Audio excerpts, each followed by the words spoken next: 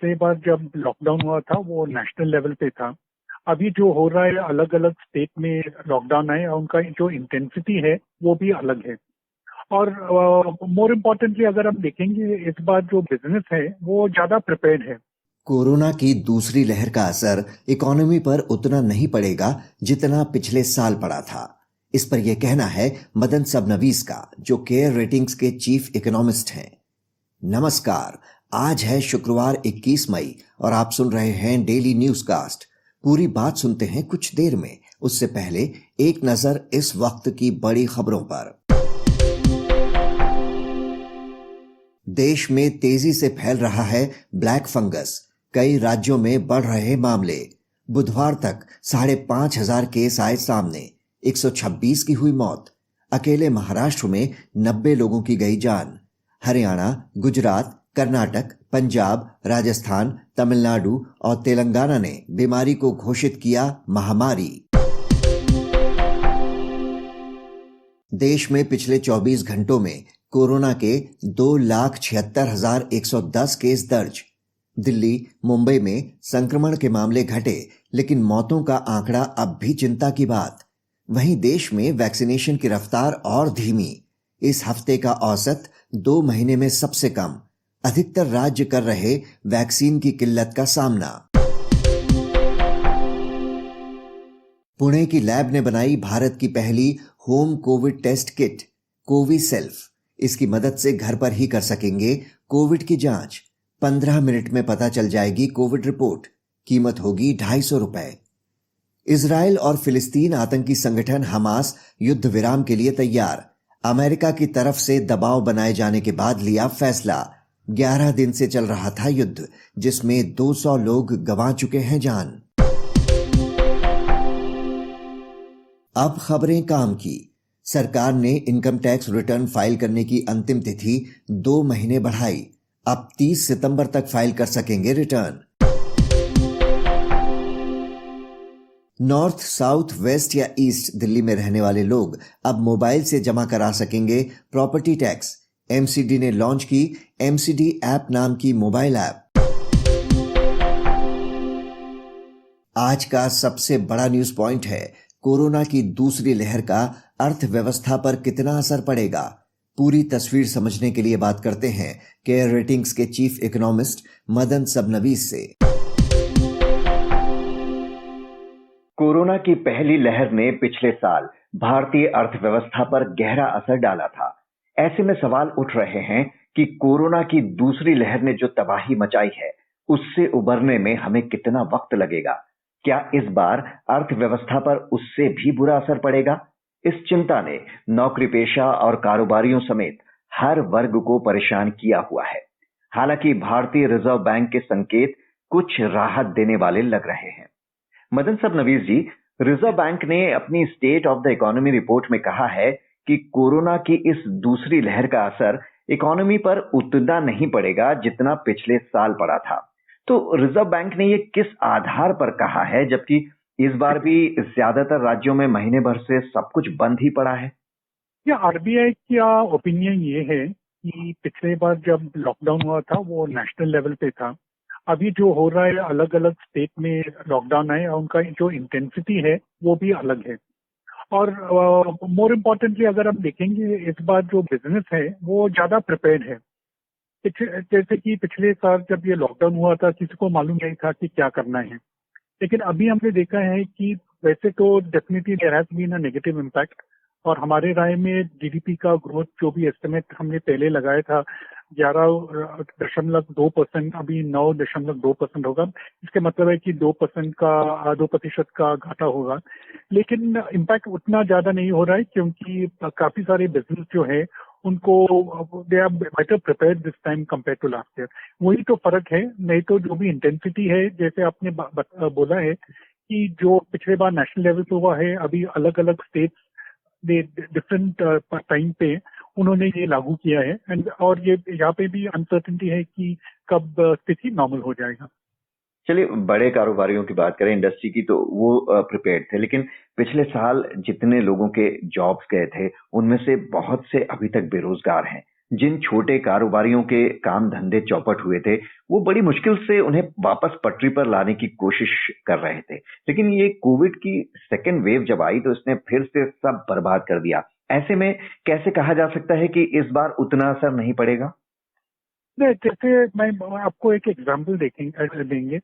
अगर हम कोई स्मॉल या मीडियम एंटरप्राइज है, एसएमई एंटरप्राइज जो हम बोलते हैं, अगर पिछले साल वो इस एग्जांपल में मान लीजिए कि देवर एम्प्लॉइंग अराउंड 10-15 लोगों को एम्प्लॉय कर रहे थे। जब लॉकडाउन हुआ था उनको अपना फैक्ट्री या जो भी वर्कशॉप है उसको बंद करना पड़ा। और जब स्थिति नॉर्मल हो रहा था अक्टूबर नवंबर के बाद, उन्होंने फिर से लोगों को वापस बुलाया। लेकिन क्या हुआ कि उन्होंने 10-15 लोगों का एम्प्लॉयमेंट नहीं किया है, उन्हें खाली 5-8 लोगों का एम्प्लॉयमेंट किया है। इसका मतलब है कि जो जॉब जो है जो हम खोए थे लास्ट ईयर, वो तो वैसे तो वापस नहीं आने वाले थे। लेकिन अभी जब हम देख रहे हैं कि ये लॉकडाउन हुआ है, जो ये 7-8 लोगों के साथ जो काम कर रहे हैं, they have not yet started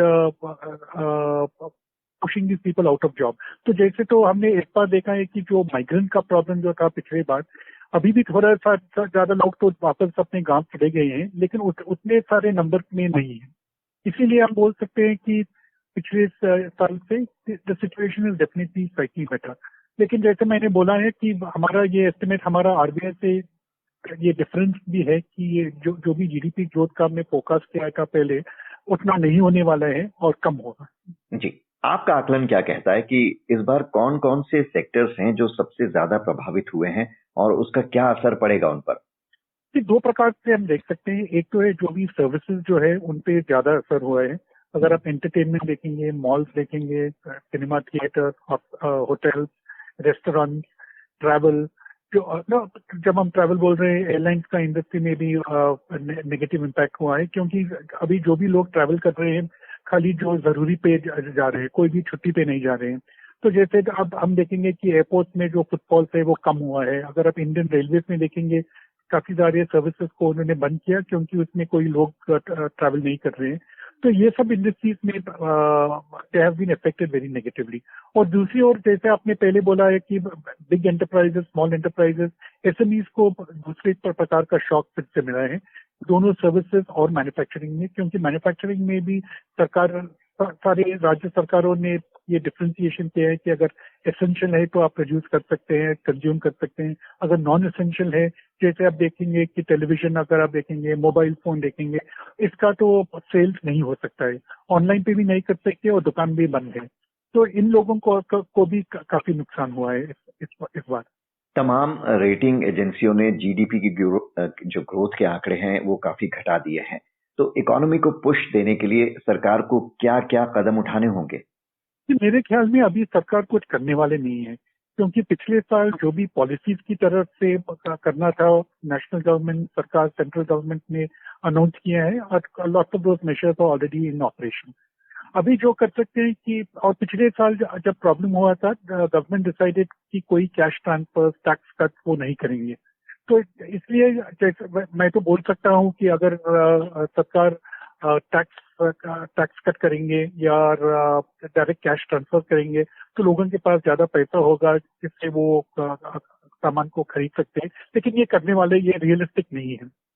तो मेरे ख्याल में जो कर सकते हैं राज्य के, स्टेट लेवल पे जो कर सकते हैं, जैसे अगर मैं दुकान चला रहा हूँ, अगर मेरा लाइसेंस फी जो है उसको अगर कुछ एग्जेम्पशन दे दे, जो भी लोकल टैक्सेस है अगर उनको डेफर कर सकते हैं या 3-4 महीनों के लिए एग्जाम कर सकते हैं, वो ज्यादा अच्छा होगा।